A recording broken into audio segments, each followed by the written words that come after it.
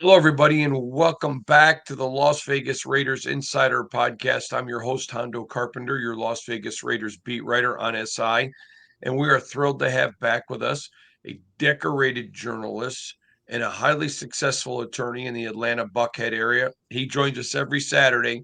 Now, obviously, not last Saturday, it was draft day, but he's here with us. We break it down, we chop it up. And man, John Ethan Shop is here. It's great to have John with us. And John, let's just start with the elephant in the room. The Raiders made a huge splash in the draft. I thought it was an absolutely terrific draft. You have to look for somebody who's just going to complain about paying the taxes if they win the lottery to find someone critical of it. Great job by John Spytek. Your thoughts? And my thoughts are that the draft probably went the way the Raiders hoped it would go. Obviously, we had the big move at the top with Jacksonville, and it was like, well, how's that's going to shake things up? And then what you saw from the Giants, most interestingly, was what we talked about. They tipped their hat a little bit, saying they wouldn't be afraid of taking another defensive end. So then you're there with the Raiders, and they probably get the guy that they want most and need most. The thing about getting the running back Jeanty is we understand now how important it was that Josh Jacobs left the Raiders, how much of an impact that had. But we also know with what they've got going with Geno Smith and Brock Bowers, Jeanty is a guy that should produce compounding returns. What I mean by that is this is a player that's going to make everybody else around him better. And also the guys around him are going to make him better as well. Assuming they can block competently for everybody, because blocking is for the entire offense. I think the Raiders are in really good shape at the top end of the draft. And I like some of the things they did later on, too, to address some of the different needs and holes that were pretty obvious that they knew they had to do something about. So all in all, I'm not sure this thing could have gone too much better if you would have drawn it up on the whiteboard. When you literally look at the depth in this draft, John, I mean, it was unbelievably deep. That's why when teams were bad drafting, it's just almost comical because there was so much depth here. The thing that stood out for me about the Raiders is it wasn't like, okay, it's the end of the draft, let's just send it. I mean, there was purpose, direction in every pick. There was, and it may not have been a top heavy draft, as everyone knows, and arguably 15 or so guys with the first round grade, but a whole lot of defensive tackles, a whole lot of running backs, and a lot of different depth there. And that was something that at some point you kind of take what the course gives you if you're out there playing golf, or in this case, if you're drafting as the Raiders. You've got your needs, you've got what you want to get. It looked to me like they knew that they had to make the most of each pick, make the most of each round. It didn't look like it's not that some picks are throwaways, but some picks sometimes leave you wondering. And it was interesting to look. And for some of us who love that third day of the draft, when they get out the pie for Mel Kiper and everybody gets a little bit tired and loose, that's when I think a lot of the best work is done. It's when a lot of the fun stuff is done. And when you're the Raiders and you're really starting this reboot again, of course you want to make the most of each pick and stay with the whole thing. You're not the Chiefs. You're not the Eagles. As the Raiders fans watch the thing and they look at the whole weekend overall and they see the roster start to take shape, I think there's some good things. I think there's a good foundation to get a little bit excited about. And also, as we might talk about in a bit, you take a look at what's going on around you in the division, because obviously it's a difficult division.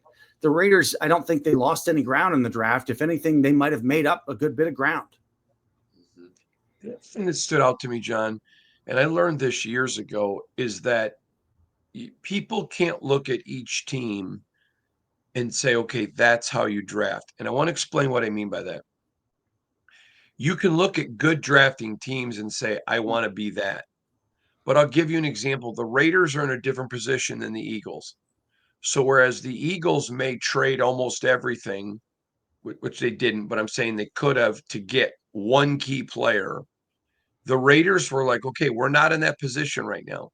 We're going to be patient and let the draft come to us. Both are good drafting, but it's just like, for example, my son Dexter right now is learning, okay, if I have one gummy and I get a second, I've got two. He's only 2 years old. Whereas my son Shane's doing trigonometry in college. It's just both good sons, different places in their life. I think when you talk about being a good drafting team like Philly or being a good drafting team like others, it's not necessarily the exact same way they draft year to year. It's being a good drafter, but a part of that is knowing who you are and where you are, right or wrong. I think it's totally right.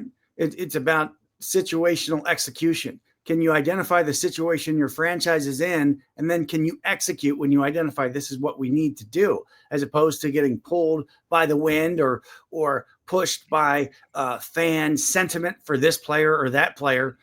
It was obviously a wild ride for a couple of guys, or one guy specifically, who slipped and fell and blew the whole way through the draft. And there was a wild turn at the top. So when you look at what the Jaguars did, the interesting thing to me about that is it looks like a guy that just pushed them all in.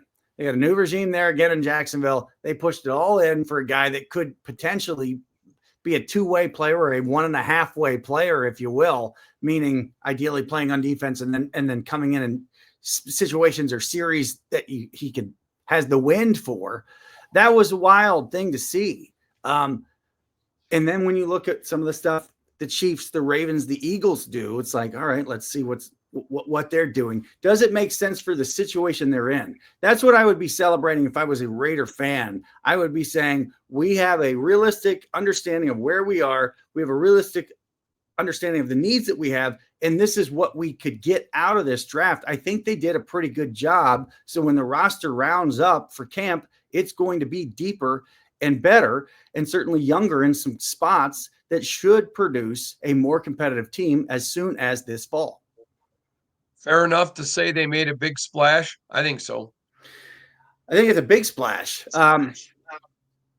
There's a rule of thumb that you don't want to go grab a running back at the top of the draft, but there's a few exceptions to it. The Raiders think they found an exception here. It does help timing-wise that we just see the success that Saquon Barkley had with getting the Eagles back in and winning another Super Bowl. So there's an extra eye and awareness around the sport of the value of a running back.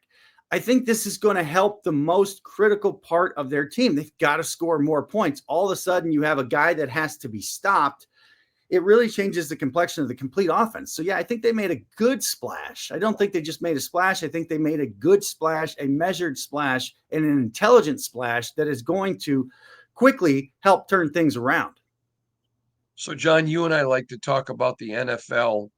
I don't know if you got to see Belichick's 60 Minutes interview, but let's just talk about it. I mean, Belichick's post-Patriots career has really hit a turning point. Did it finally hit this turning point? I hope we hope so. So you've got the book coming out. You've got the CBS Sunday Morning interview. You've got an oddly dressed Bill Belichick. You've got the girlfriend in the background. You've got a little bit of a scuttlebutt, and then now it's been blown up big time. Now people are looking at, what is this person doing? How did she get all this property? What is going on there? You know, we've talked about this story for months. It's a little bit strange and concerning. And now you're wondering, like, what's going to happen from here? This is an amazing turn for a guy that looked like he was getting ready to move in right down the street here in Atlanta and got the rug pulled out from him at the last second. It looked to me like he got impatient and then began fussing and fuming and spinning his wheels, and he goes to North Carolina. There's still a weird buyout issue, and now you've got off the field issues. This is strange. I don't know where this goes from here, but I think we may see a turning point. We may see a change in what's gone on in the last 9 months or so with what happens next. This is a guy that used to be about controlling the message, not saying much, not doing much, no distractions, and now he's got an enormous personal distraction that, to be honest, the more people look at the situation, especially from outside of the world of football, the more questions they're going to have, the more they're going to have to say about it or try to get information about it. And that's going to bother a guy that's really keen on privacy and boundaries and people staying out of his business. They're only going to be more and more in his business here in the summer. I don't think this is a good thing for Bill Belichick. Very curious where this goes from here. So that interview is going to be a line in the sand with his relationship with North Carolina, with that person, and his relationship with the sport. I hope this All right. goes better from here than it looks like where it's going. So that was a CBS Sunday morning. It wasn't a 60 Minutes. Yep, different same day, different show, early in the morning. And there's more interview Well, I footage. saw the highlight videos. I didn't see it live, so I'm glad you corrected me. Thank you. Yeah, it was odd. It was a little odd. A little. Well, and the That- thing is, too, there's probably a lot of really good stuff in that book. There's probably a lot of great stuff in the book from Bill Belichick. But what are you doing wearing Navy stuff when you work for North Carolina to start with? I don't know. The whole thing is strange, but I'm concerned that it's going down a strange road, and it just seems like a little bit of a free fall for a guy that was at the top of the sport not very long ago. And That's hold on what to your really hat. stood out to me is he's wearing a Navy shirt, which I'm pro Navy, so I'm okay with that. But still, I just thought that's weird. And then the girlfriend, we're not talking about this. I mean, she was Belichick.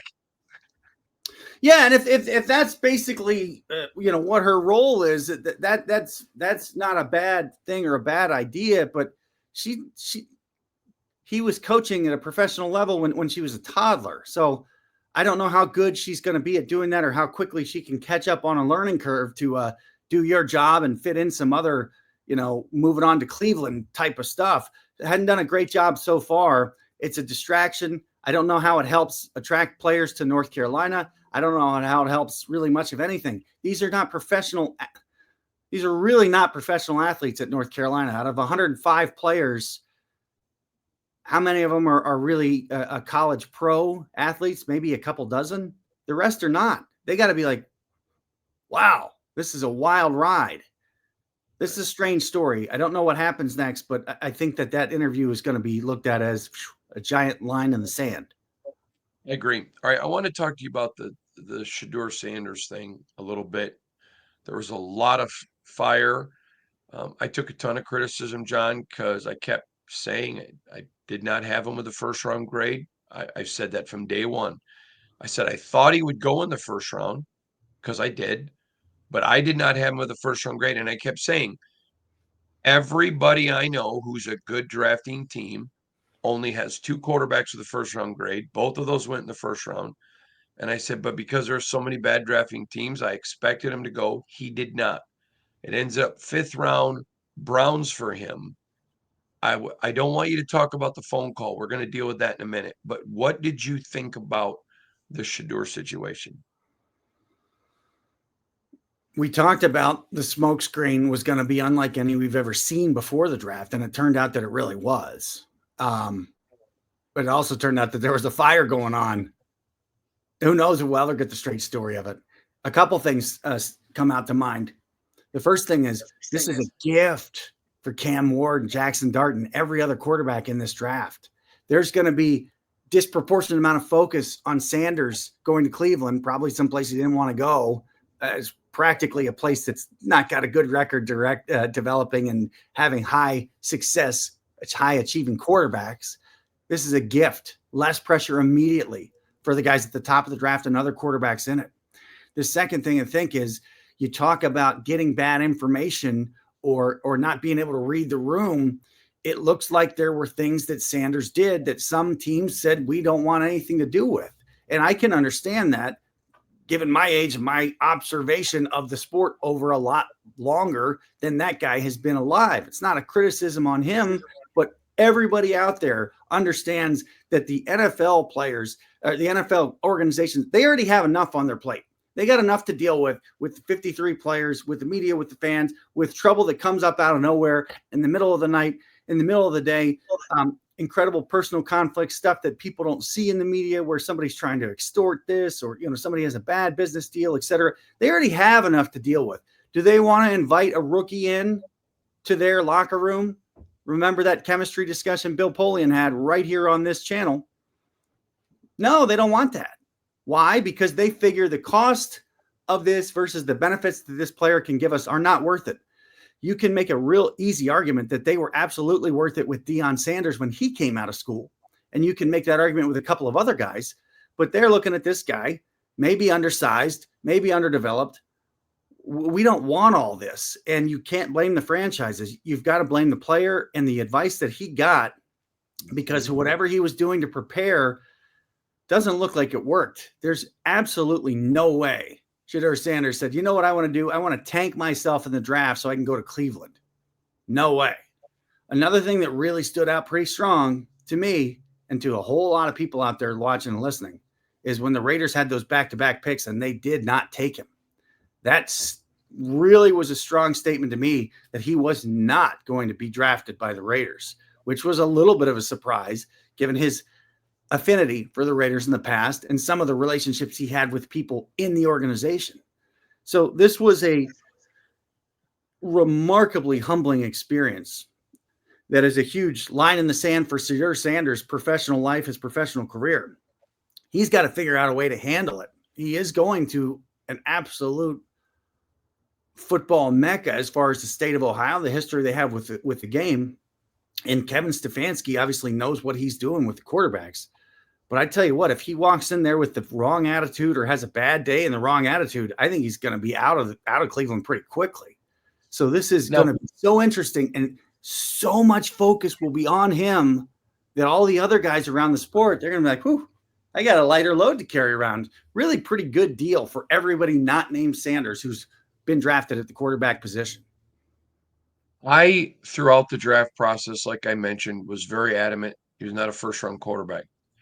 But I was also very adamant he is a great kid. And I've had the privilege of meeting him. I've had the privilege on several occasions being around his father, interacting with his dad in non-football settings. And I really like Deion. I really like Shedeur a lot.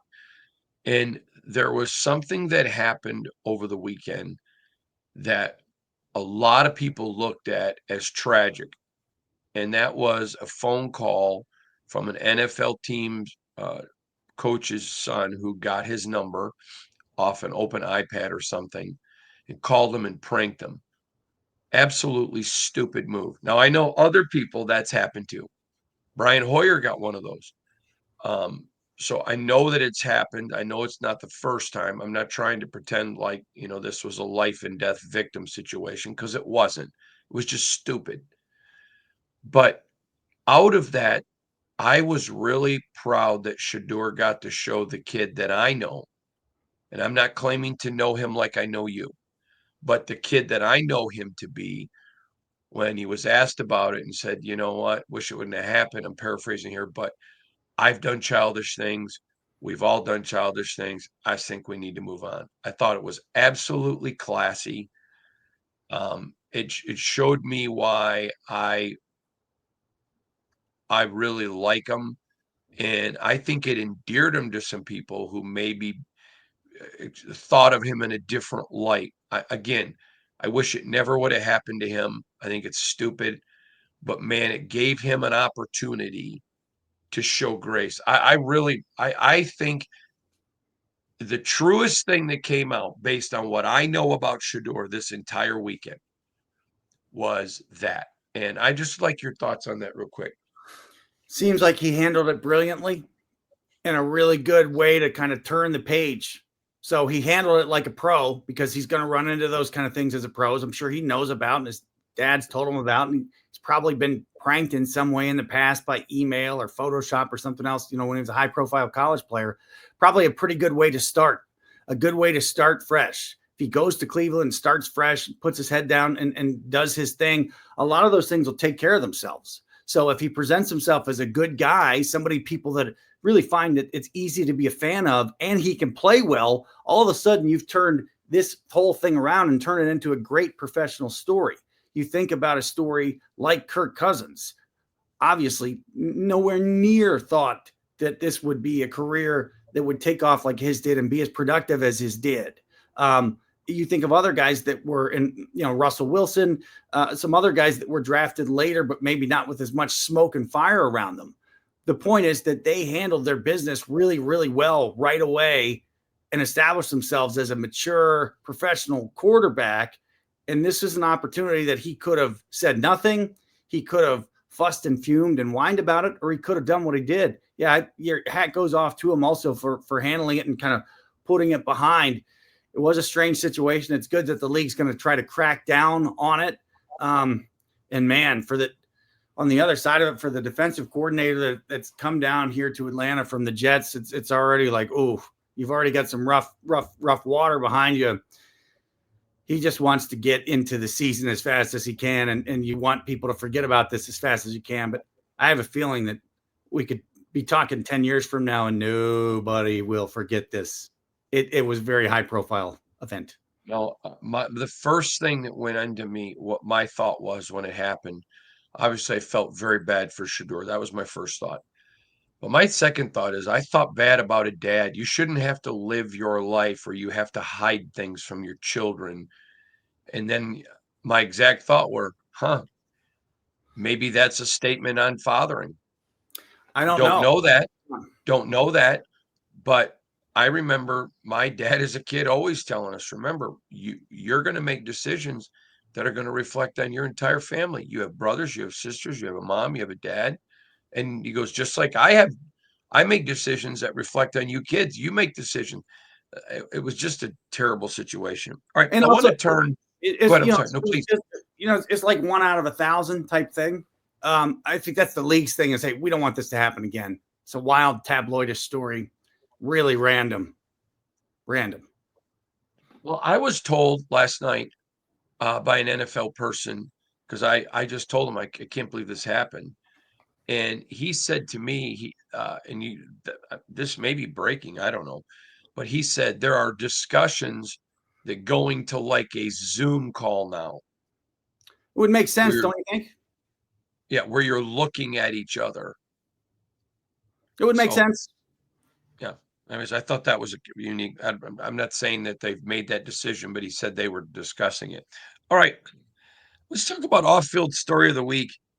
It involves John Elway. Whew, yeah, that's a horrible story. Again, we talk about the lives that these guys live, and John Elway's a Hall of Fame career, big business career. It sounds like he's at the Stagecoach event, which is a festival, leaving on a golf cart with his business partner and former agent, and a tragic accident happens. Guy falls out, hits his head, and passes away. This is a horrible thing, obviously, for anybody to have an event. It is a motor vehicle crash, so it's in my neighborhood of what I do. And now there's investigations, and there will be, and it's just a nightmare. It's just a reminder that you could have a remarkably successful and fortunate Hall of Fame life and career, and something like this happens. John Elway will never be exactly the same as he was before this happened, whether he was 0% responsible or 100% responsible. So it's really unfortunate thing to see happen, and seems like it's somewhat random also. And it's going to be a big off-field story for as long as it is a story, because John Elway is such a legendary figure in this game. So during this off season, as we look for an off-field story of the week, what we're finding is that there's a lot of them on a regular basis, and some of them involve difficult stuff. So we think of John Elway, the player, we think of John Elway, the executive, the Hall of Famer, the businessman. And unfortunately, this thing happened, which is a difficult reminder for folks that even a golf cart, pretty much any motor vehicle, can be very, very dangerous. This was a horrible story that you have to have incredible feeling for the victim's family, for everybody else involved. And it's a story that we're going to watch through the off season, because who knows what's behind the next corner of it. I know that Raider Nation hates the Chiefs, and it's a bitter rival, and they certainly are not Raider fans. I'm not pretending they are. But I can't let you go without talking about, there are so many bad drafting teams. Josh Simmons, who was a very highly regarded left tackle. There were people beginning that thought he could go top 7. I remember one NFL executive telling me, I think it was at the Super Bowl in New Orleans, but he goes, man, Josh Simmons would be a perfect fit for the Raiders. And this is a very successful NFL guy. I thought it was a big deal for the Chiefs to land him. Talk about the Chiefs getting Josh Simmons obviously from Columbus, Ohio, and Ohio State. Got to know what's going on in the neighborhood. So the Chiefs have the luxury, if you will, to take a guy that's coming off of an injury who may not be immediately ready. And that's why he dropped. Yeah, Not because he doesn't have talent. It was just because he may not be immediately ready. Yeah, now when you talk about the 5-star rankings and stuff, when guys are coming out of high school, to me, if it's a 5-star, it means a couple of basic things. One, there's physical attributes that match up with the ability to play at the NFL level at a really high level, usually a starting level or better. And the second is that the biggest and best want this guy. So this guy is a no-brainer top half of the first round pick. He gets an injury. The Chiefs do their medical evaluation. They do their work. And the interesting thing when you look at the story of this guy is he seemed to know that, like, these are the guys that were interested in me most. They know what they're doing also when it comes to getting guys who can produce on the offensive side of the ball. So now Andy Reid, this is just a brilliant pick, and it's not a surprise that they would do this. The upside of Josh Simmons is this is the left tackle for probably the rest of Patrick Mahomes' prime of his career. This could be the guy that's his left tackle for the next 6-8 years that he's still in his prime. It's a really, really easy bet to make at the bottom of the first round. Josh Simmons is a guy that we're going to have to keep an eye on. We're going to talk about. Raider fans should expect to see a couple of times a year. And is he going to be ready? You know, he'll be ready to do something at the end of July and August when camp starts, but he doesn't have to do necessarily everything for the Chiefs right away. This is one that is to watch because you're talking about a very critical position for the Chiefs offense that's about to go through a bit of a transition when it, because it looks like Travis Kelce's got another year to play, and that's probably it. And there's some other guys that are going to be on the way out. There's obviously some new guys like Worthy that are young. This might end up being one of the best picks in this decade. If this guy is healthy enough, he's got all the physical skills. It's not just that he's got physical skills to match up, he's got elite physical skills. Way back when the Chiefs took Eric Fisher, or the Chiefs ended up with Eric Fisher, who was an elite skill before injury. This is a really big deal to watch. We know the issues the Chiefs had on the offensive line. Look at them, evaluate, and go right to the heart of it. They got exactly the guy they wanted. We're going to keep his mind in the back of our heads because as we get into camp, as we get into the season, and we see how the Chiefs start the season, let's see who's playing up front for them. Josh Simmons might have been a huge steal at the end of that draft in the first round. 100% agree with you. Big one. All right. He is the great Johnny Shop. John, can you tell everybody real quick, where do they follow you on X? I am at JP Spartan, and there's all kinds of fun out there, including all these playoffs and other sports that we all are watching. Yeah. And there's enough. Yeah, there's Jim Mora tributes are always appreciated, and there's enough going on. 365 with the NFL that you're here, Hondo's here, we're here, you're here all the time. It's just too much fun following the NFL and paying attention to what's going on with the Las Vegas Raiders. Great. See you soon, John.